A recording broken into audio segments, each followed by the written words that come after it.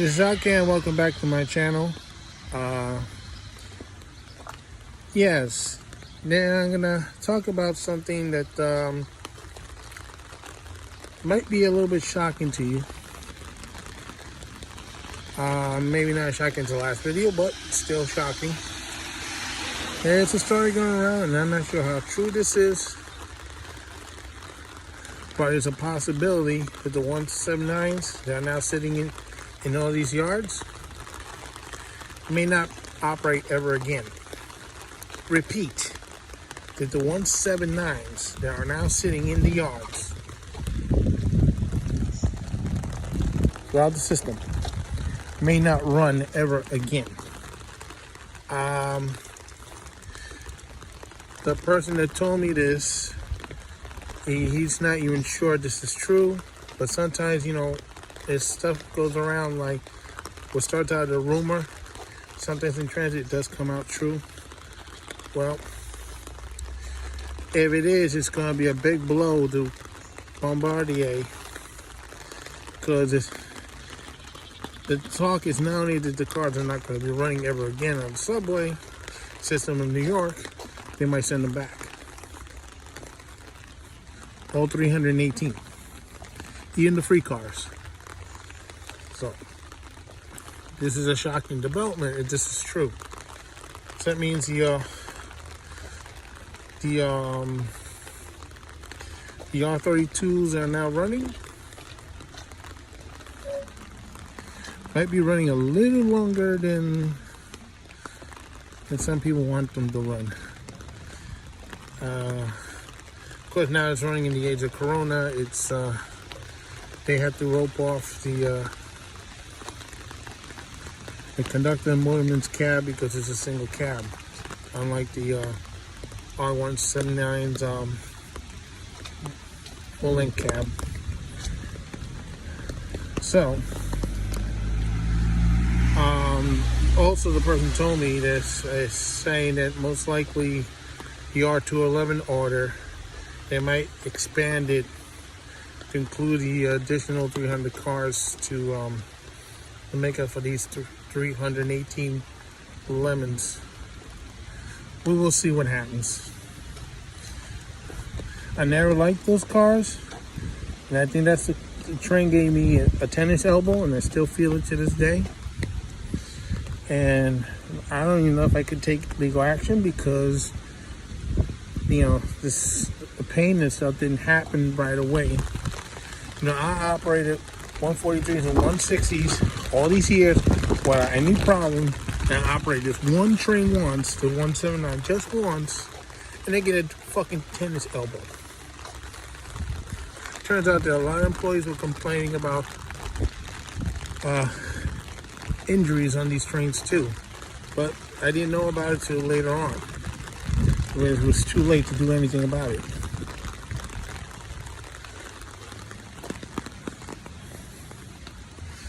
And I'm glad the trains are going, because now you can take legal action against Bombardier for designing this poor excuse for a subway car. And I'm still going to blame Jay Bolin, because it was his fault that back in 2010 he decided to gut not only New York City Transit, but the whole MTA system, the employees, and the customers. How do you call these people customers when you treat them like trash? Gutted the whole system, and like I said, majority of the bus system that cuts happen in minorities communities. So all you had is a subway, and you're forcing all these people in. And by the way, when they did all that, they also cut two subway lines, the V and the W, temporary. So what happens? Now you gotta go out of cars, so they got rid of the 44s. Problem was, the 44s is like the first generation Opto train. They needed those 300 plus cars to operate and expand Opto. So, because they had Opto on the A line, So right now the 46s are not going anywhere either.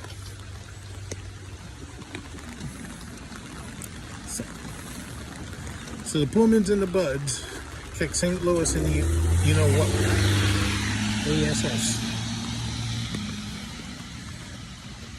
So what happened was when those cars got eliminated once again, the 44s were removed from service. They're allowed to sit in the yards, and guess what? They could have been fixed, but let them sit there, and unfortunately, Superstorm Sandy destroyed the fleet. So they had no choice but to scrap them afterwards.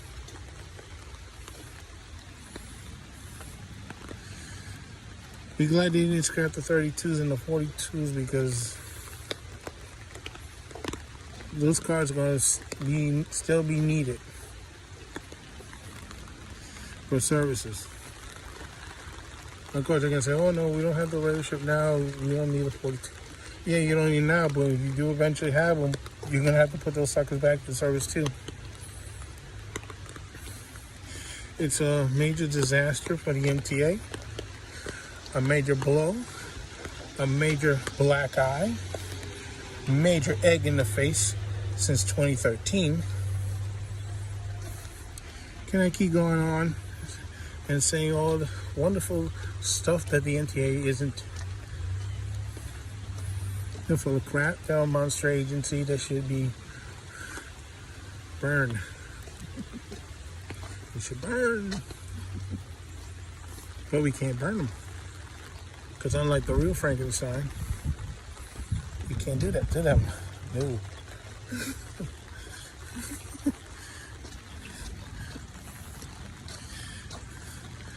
They need to be thrown in the trash can of history as an agency. And I think the agency is racist, homophobic, sexist, waste of taxpayers' money.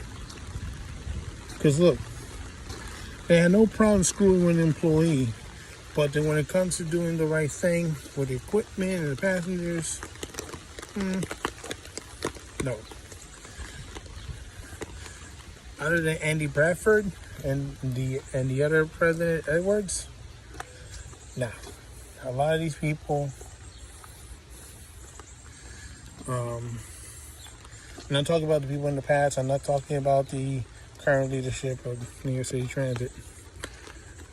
Horrendous, horrible people. You know, if I was the president of the United States, I would send Lawrence G. Reuter to the penitentiary so he can give Michael Cohen. Sorry, I was really interrupted. Maybe that was Michael Cohen calling me, asking him to bail him out. No, you can stay there, Michael. Dude, goodbye, Michael Cohen. Enjoy your lovely dinner. It won't be out of fresco. It'll be what's in it. So, oh God, this is horrible. So, if it's true, this is a major blow. The 179 might be going bye-bye, back to Bombardier. And when they do, they should wrap it up in yellow saran wrap with the phrase, "Oh Canada, your lemons are coming back. Oh Canada, your lemons are coming back."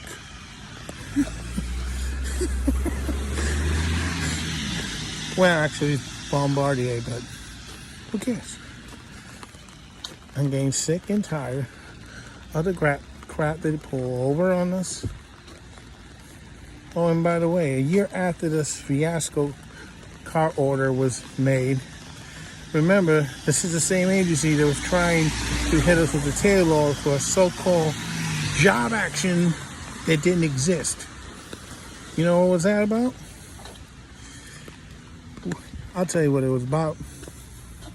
The union put a flyer asking people to slow the trains down during the station because there was a rash of 12-9s that year. So, what happens? some leadership at the MTA, New York City Transit, sees this as a possible job action. So, the day of before a certain two incidents occurred, they decided that they announced to the media and the world that they're going to take the agency to court, or actually the union to court, and file a tail law against us with no proof. Right, no proof. So what happens, the media is riding all these trains during all this time, looking for any signs of a job action. And you know the union got burned in 2005 with the tail law. So what was this all about? A power grab. That's what it was. To screw the union over. They couldn't screw them over in 2010. So in 2013, they found a so-called opportunity. But before any paperwork could be filed that day, they made the announcement. They had 2 12-9s at 125th Street. The second one ended up shutting down the Lexington Avenue subway line, to a big embarrassment to the two individuals who made the announcement earlier today. They ended up with egg in their face, because it turns out neither train was going slow. I mean, if the trains were going slow, there wouldn't have been no 12-9s. Makes sense. But they're operating normal speed. And the black boxes later on proved it. So, they end up with egg in their face, and they were never ever seen on camera again. So the NTA chairman had to say their sorry behinds with a demonstration. Was Tom, I forgot his name. Who the hell cares anyway? So that was the end of that. But the union still had the flyers out, and nobody was brought up on any tail law charges. Now, I'm like the slowest motorman in the system. I never got visited by anybody saying, "Hey, I think you're doing this deliberately. We're going to bring you up on tail law charges." Nope. I was not presented with any papers. I wasn't making threats. Nothing. Nothing. This is the bullshit that runs the system. And now, unfortunately, the bullshit got into the 179s, and now we have a bullshit trains that are not doing any fucking work.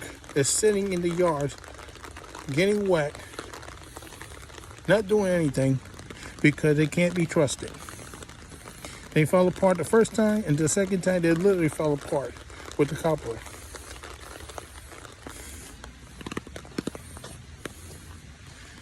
This is what happens when you have bad management runs the agency that more cares about union busting than care about making sure everything works correctly.